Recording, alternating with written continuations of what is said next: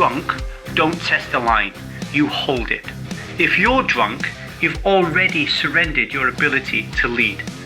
You've given your power over to a poison. If you're both drunk, you're not in connection, you're in absolute chaos. And chaos doesn't create intimacy, it creates trauma. Here is a question that every man should ask. What happens to your integrity when your desire gets louder than your conscience? Because if alcohol is present, the brakes are well and truly off. And when the brakes are off, it's not just your body that runs wild, it is your boundaries.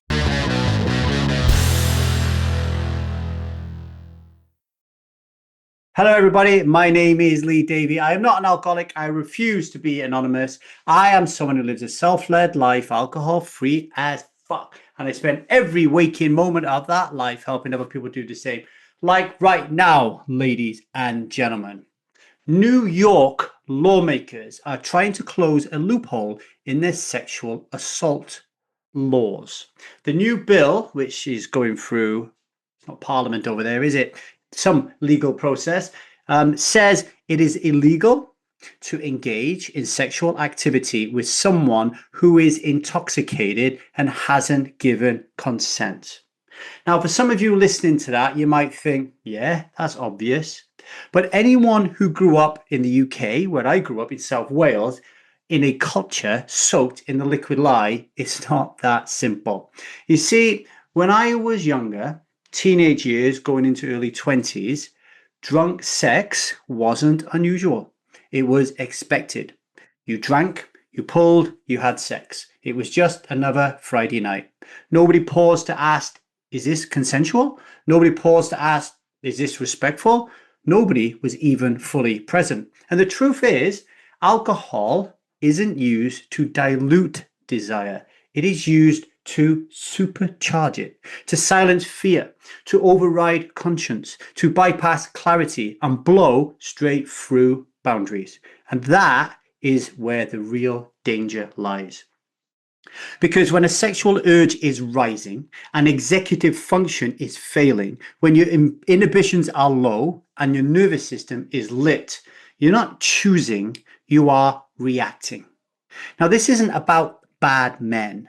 This is about disconnected men. Men whose nervous systems are jacked and hijacked by their parts. Men who've never learned to pause. Here's what the data says. Around 75% of sexual violence cases involves alcohol. And in most of those cases, both the victim and the perp have been drinking. And the vast majority of perpetrators are men.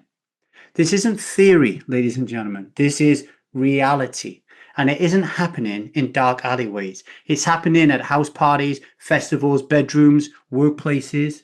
Look, I've got a 24-year-old boy and an 8-year-old daughter, and I refuse to let them inherit a script that says that disconnection, when it comes to sexual intimacy, is normal.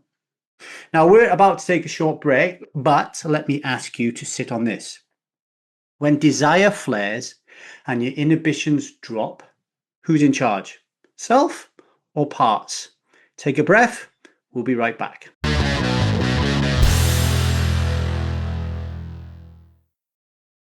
Welcome back to the 1000 Days Sober podcast. Let's get something straight. This isn't really about consent. It is about capacity. If she's drunk, don't test the line. You hold it. If you're drunk, you've already surrendered your ability to lead. You've given your power over to a poison. If you're both drunk, you're not in connection, you're in absolute chaos. And chaos doesn't create intimacy, it creates trauma.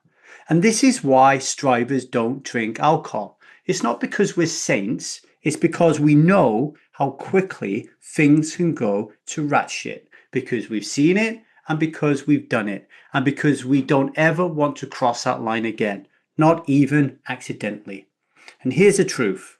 You cannot lead from self if your nervous system is dysregulated.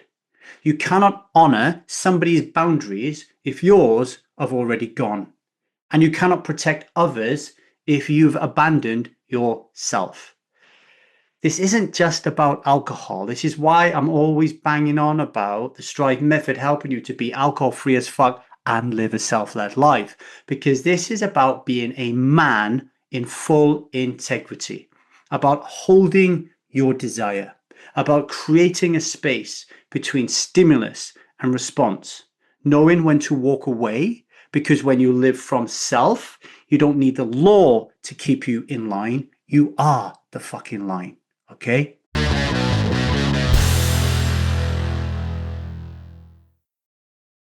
Today's daily vow. Today, I will not drink because I want to be the kind of person who honors clarity over chemistry, because I want to model restraint, presence, and respect, because I want to protect what matters most, my integrity.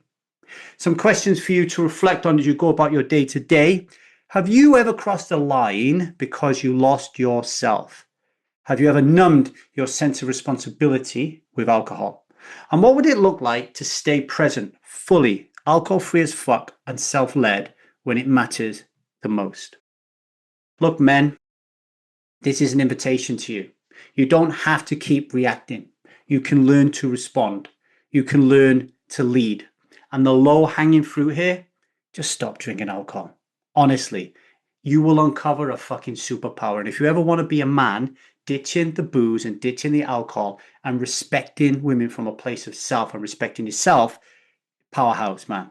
All right, that's all I've got for you today, ladies and gentlemen. Please rate and review this podcast. Send it to someone who needs to hear it. This is a topic that not enough people talk about. Please subscribe so you don't miss tomorrow's show.